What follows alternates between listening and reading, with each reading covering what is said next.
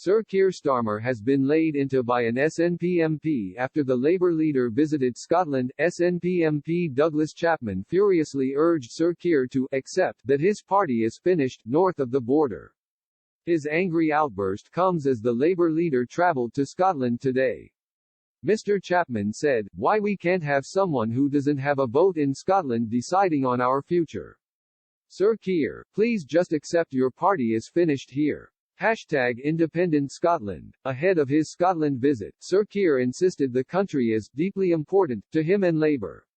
Writing in The Scotsman, he said, "I am in no doubt that we have a mountain to climb, both at the next UK general election and next year's Holyrood elections.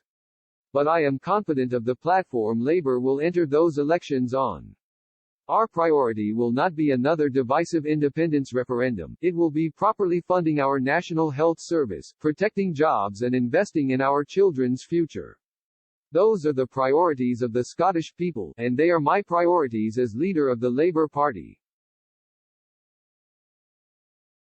During his trip to Edinburgh, Sir Keir said he was there to help unite and unify the party after Scottish Labour leader Richard Leonard had several MSPs on his front bench resign.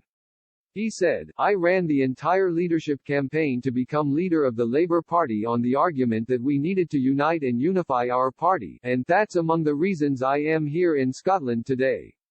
That's why I am talking to colleagues in Scottish Labour, because what I want to see in Scotland is our party to pull together and to focus on the job in hand. Which is what we need to do between now and next May in relation to the Scottish election."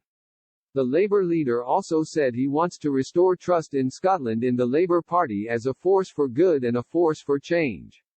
And Sir Keir dismissed calls for another referendum on Scottish independence. He said, "One of my frustrations is that in the middle of a pandemic when we've got infection rates going back up again, we've got Boris Johnson and his government reopening Brexit, breaking international law and stirring up old divisions.